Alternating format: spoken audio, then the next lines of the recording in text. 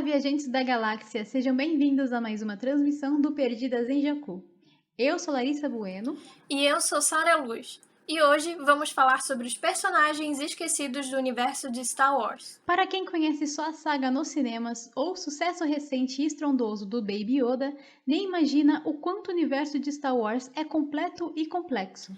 Só no cinema, a saga já conta até o momento com 11 filmes. E a Disney ainda pretende aumentar esse número. De série, por enquanto, só podemos apreciar The Mandalorian, mas a Lucasfilm também já anunciou mais 8 para os próximos anos. E não podemos esquecer das donas dos corações dos fãs, que são as animações, que atualmente são 2, mas que já foi confirmada a terceira. Sendo que no meio disso tudo ainda tem uma vasta lista de livros canônicos e legends, e ainda, é claro, as HQs e os videogames. Com esse tanto de informação, você pode imaginar o quanto é difícil quantificar o número de personagens existentes que Star Wars acaba carregando, né? Lembrar de todos, então? Por isso perguntamos aos nossos amigos da Manolada da Força quais personagens desse universo tão vasto merecem mais destaque. E eles nos forneceram uma lista generosa de onde selecionamos alguns nomes, entre eles heróis, vilões e personagens secundários. Então, se você curtir essa lista, divulga bastante esse episódio pra gente fazer uma parte 2. E aí, viajante da galáxia, tudo bem? Ei, chega mais perto que nós temos uma novidade para te contar. Agora nós também estamos com campanha de financiamento coletivo no Catarse. Isso mesmo, se você gosta do nosso podcast, agora você pode nos ajudar financeiramente a continuar produzindo e a expandir o nosso trabalho. Dá uma olhada no site do Catarse e procura por Perdidas em Jakku. Ou, para facilitar, dá uma lida na descrição desse episódio e clica no link que vai estar disponível. Lembrando que todos os nossos apoiadores do Catarse vão ganhar recompensas exclusivas, assim como conteúdo e acesso antecipado aos temas e às nossas produções. Então, para mais informações, acesse catarse.me/perdidasemjakku, sendo Jakku com 2 Ks. A sua ajuda é muito necessária pra gente. E fica aí o convite para você que não conhece muito de Star Wars, mas está animado ou pensando em assistir a nova série por causa do Baby Yoda. Dê uma chance pra Guerra nas Estrelas, galera! Então vamos começar a nossa lista com 2 personagens que podem ser muito importantes para os acontecimentos que podem estar sendo traçados no futuro de The Mandalorian.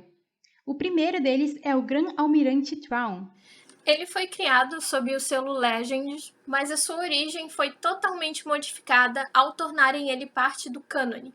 Inclusive, o Almirante já foi citado em The Mandalorian, mas a sua primeira aparição aconteceu no cânone durante a animação Rebels. Ele é um imperial, ou seja, faz parte da longa classe de vilões de Star Wars e provavelmente o mais estrategista deles. Principalmente porque faz parte de uma raça rara e naturalmente guerreira, os Chiss.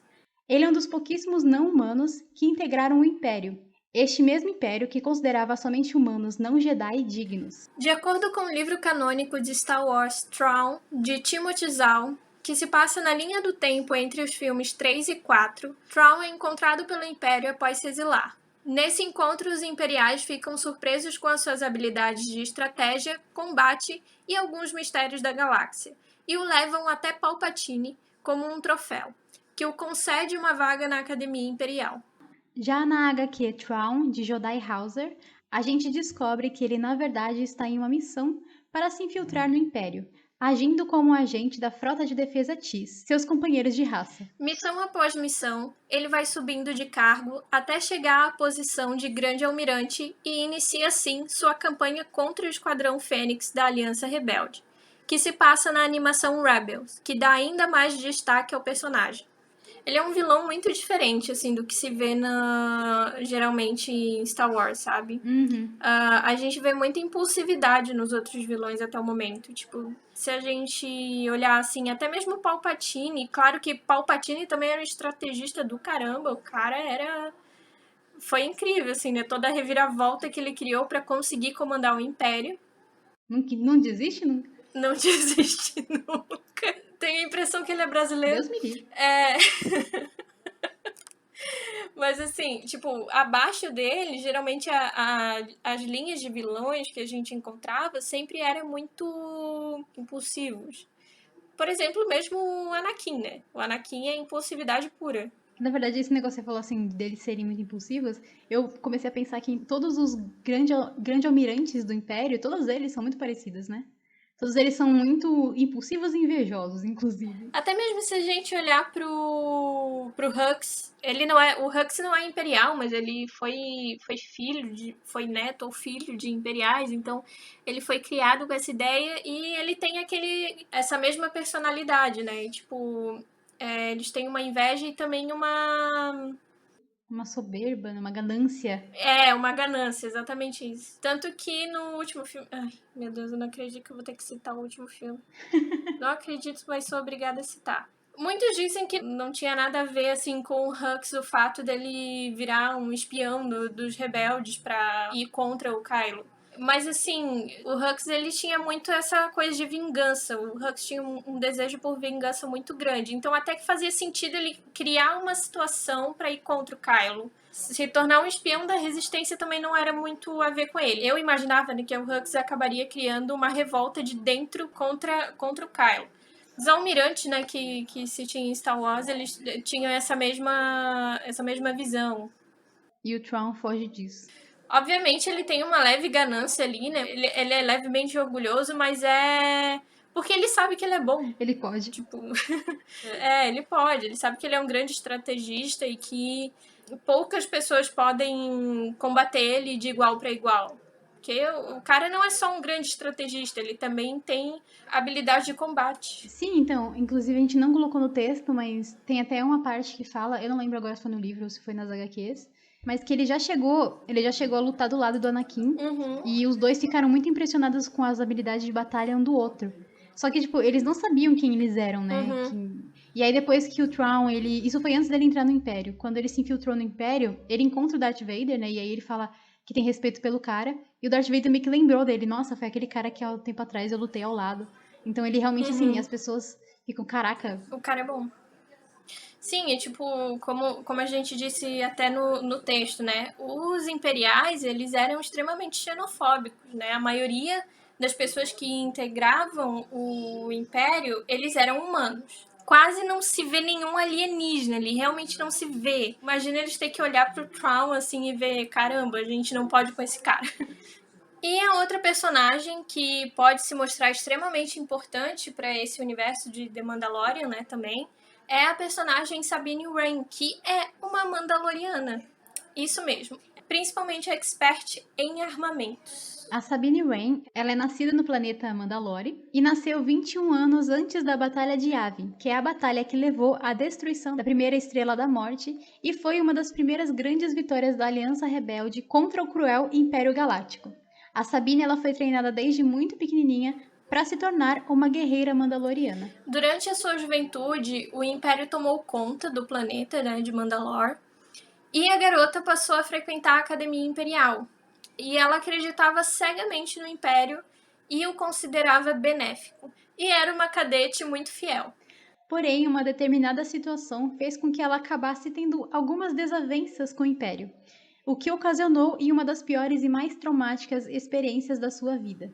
Ela teve que fugir e, junto com a sua amiga Ketsu Onyu, se tornou uma caçadora de recompensas e passou a viajar pela galáxia à procura de dinheiro.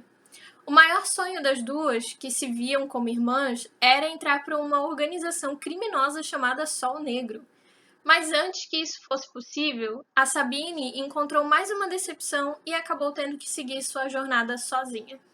Ela viveu tempos difíceis fugindo do Império, que queria a todo custo capturar a ex-cadete desertora, até que ela passou a integrar o Esquadrão Fênix. Como membro da rebelião, a Sabine participou de inúmeras missões contra o Império. Ficou famosa por uma série de feitos em favor dos rebeldes e por ser muito habilidosa com explosivos. A Sabine também é conhecida por suas invenções. Ela construiu armas muito úteis tanto para o Império quanto para os rebeldes, que auxiliaram ambos os lados durante as batalhas.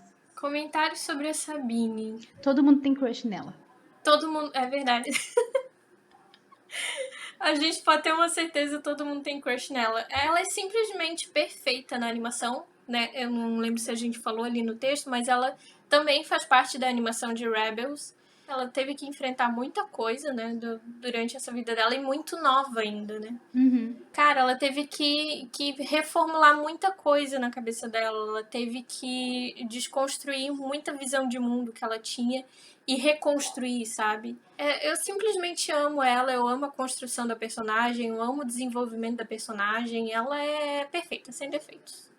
E agora vamos para o universo do cinema, focando especificamente no episódio 1 de Star Wars, A Ameaça Fantasma, onde temos a ilustre presença de um dos mestres Jedi mais fortes e habilidosos, que infelizmente pouca gente lembra. E Edel, que é da mesma espécie misteriosa do Grão-Mestre Yoda, faz parte do Alto Conselho Jedi durante os últimos anos da República Galáctica, e é tão poderosa quanto seu companheiro de raça.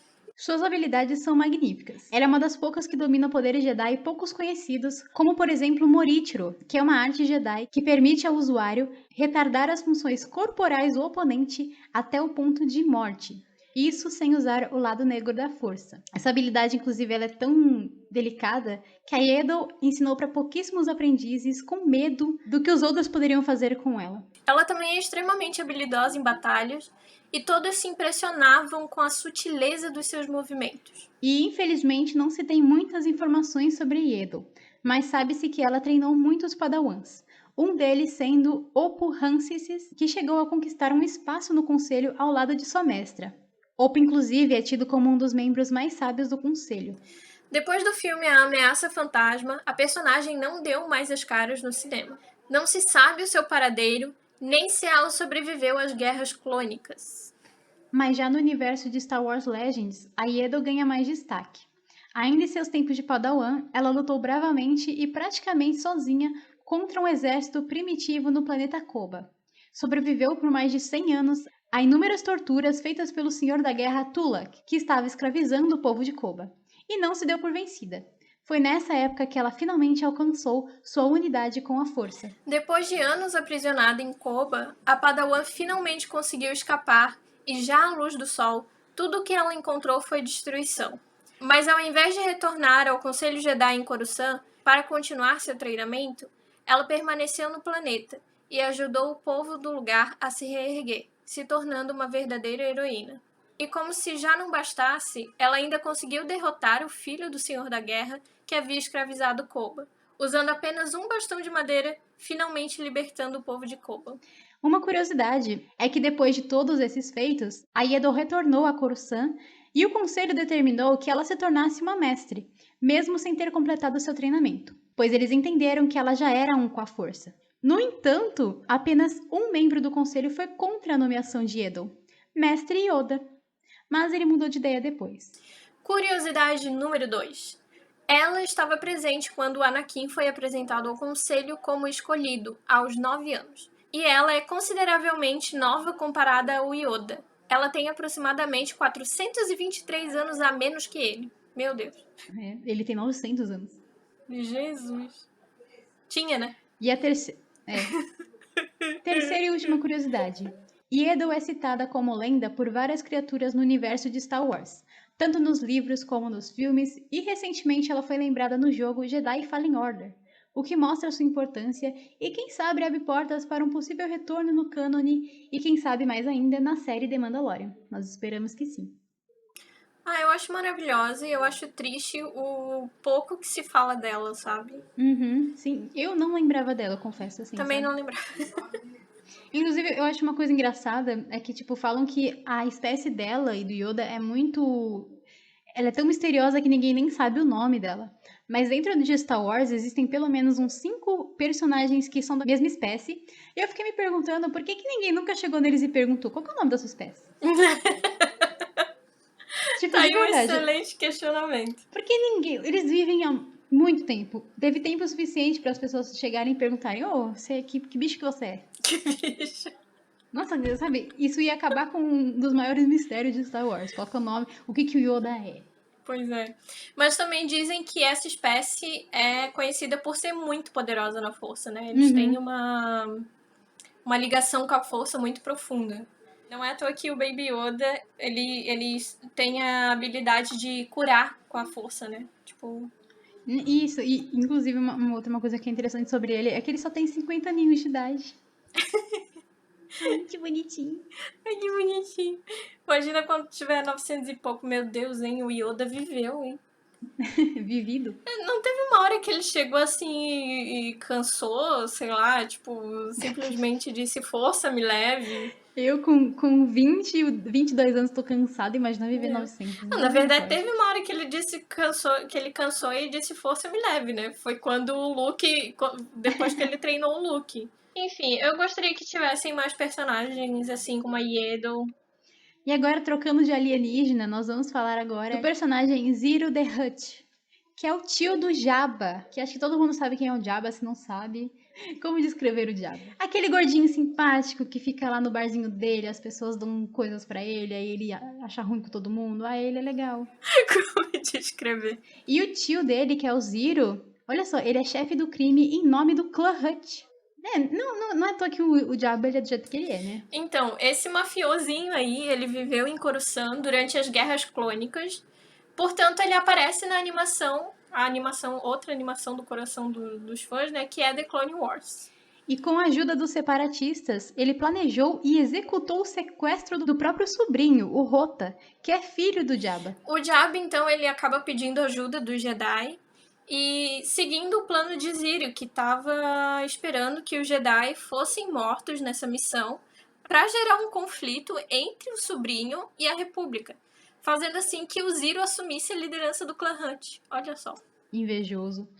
Uhum. E quem descobriu a relação de Ziro com o sequestro foi a nossa amada e icônica senadora Padmé Amidala. Pois é, ele acabou então sendo preso pela República, só que o conselho dos Hutts achava ele muito perigoso, né, para manter ele nas mãos da República, e acabou contratando caçadores de recompensa para libertar ele e levar ele até o conselho. Só que ele acabou fugindo do conselho, né, depois de ter sido entregue, e acabou sendo morto um ano depois disso. Olha só, não durou muito tempo. Bom, é o clássico vilão que tá ali pra causar confusões, sabe? Ai, esse menino danado. Mas eu acho ele muito fofinho na série, sabe? Ele é bem diferente do Jabba, assim, tipo... Claro, ele é da mesma espécie, só que ele é diferentão, ele é de outra cor, ele é mais magrinho, ele tem tatuagens, tem piercings. Ele é moderno. Ele é modernão, assim, é maravilhoso. Eu gostei muito, ele tem claro, também alívio cômico, ele tem umas sacadas muito boas na animação, assim. É muito divertido ver ele atuando na animação. Muito legal. E agora vamos falar da Doutora Afra, que é uma humana que surgiu nas HQs do próprio Darth Vader, numa colaboração da Marvel com Star Wars de 2015 e que se passa entre os filmes 4 e 5. Nessa HQ, ela é uma agente do próprio vilão Extra Império, uma anti-herói. Ele acabou contratando ela para criar o seu próprio exército pessoal de drones sem o Império ou o Palpatine saber. E a Afra cresceu tanto nas HQs do Vader que decidiram criar uma série de HQs só dela, que amplia ainda mais a quantidade de personagens que integram o universo de Star Wars. Ela se chama doutora porque ela realmente teria algo tipo um nível de doutorado em arqueologia, e ela é uma pesquisadora de campo do tipo que caça objetos antigos. Mas ela ainda assim é uma mercenária, porque ela acaba comercializando a maioria desses objetos. Os seus parceiros são o Hulk e alguns droids que lembram muito os parceiros dos nossos heróis, o Chewie, o C3PO e o R2D2. Para quem não sabe também, ela tem uma pitada ali, uma possibilidade, não é muito escancarado assim, é tipo entre linhas ali, né, que ela é LGBTQIA+. E existe um crossover muito interessante também dela com os rebeldes e com Luke Skywalker. Olha só. E também mais uma curiosidade, né? Ela é representada com características asiáticas, o que é muito legal, porque é aí mais uma representatividade. E agora, para terminar a nossa lista, nós vamos falar um pouquinho sobre duas das várias tribos que estão presentes no universo de Star Wars, que representam um pouquinho, e bem pouquinho mesmo, da grande gama de diversidade de espécies que existem nessa galáxia fictícia. Então, para começar, a gente vai falar dos Ewoks, que são aí os ursinhos queridinhos, né? Do universo de Star Wars. Eles são caçadores nativos e primitivos da lua florestal de Endor. E se parecem muito com mini ursos de pelúcia. Sério, eles se parecem muito mesmo. Eles são muito fofos e aparecem no episódio 3 da saga nos cinemas, O Retorno de Jedi, provando que apesar do estereótipo de serem primitivos e serem apenas fofinhos, eles são na verdade seres muito inteligentes quando eles lutam ao lado dos rebeldes e vencem um Império Galáctico extremamente tecnológico. Entrando na curiosidade número 1, eles chegaram a ter 2 filmes e um desenho contando suas aventuras antes e depois do contato deles com os rebeldes. E a outra segunda curiosidade é que, obviamente, né, a sua aparência é muito agradável, né? Então eles têm diversos brinquedos exclusivos espalhados por aí, a galera gosta muito deles. E também porque são ursinhos bonitinhos com toquinha e arminha, sabe? Pelo amor de Deus, gente. Uhum. Só que tem alguns fãs que, na verdade, têm ódio deles porque acham que eles foram criados só pra vender brinquedo. Olha só. Eu tô nem aí. Continua sendo. Que nem os porgs, eu tô nem aí. Eu tô nem aí. O pessoal criticou tanto os porgs. Eu fico, tipo, os porgs aparecendo. A cena dos porgs com o tio e, mano, perfeito, Perfeito demais. perfeito. E o segundo povo que a gente vai citar aqui são os Tuskens, que são conhecidos também como Povo da Areia, ou Tuskens Riders, que seriam incursores Tuskens em português, que são uma espécie nativa do planeta de Tatooine. Eles vivem em clãs nômades e são extremamente agressivos. Inclusive, um desses clãs foram os responsáveis pelo sequestro e a morte da mãe do ainda padawan Anakin Skywalker, que, num acesso de raiva pela morte da mãe dele, acabou dizimando todo o clã, inclusive mulheres e crianças. Querido ele, né? Ai, esse Anakin. E bom, a forma de comunicação dos Tuskens é uma mistura de linguagem de sinais com grunhidos, que inclusive essa língua deles foi criada por um ator surdo. Olha só que legal. Como são geralmente hostis e acabam não se relacionando com os estrangeiros, pouco se conhece sobre a sua cultura.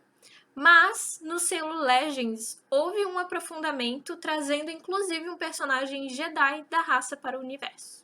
E eles são geralmente caracterizados com peças de roupas de um tecido bem grosso e enfaixados da cabeça aos pés. Eles aparecem tanto no cinema quanto na série The Mandalorian.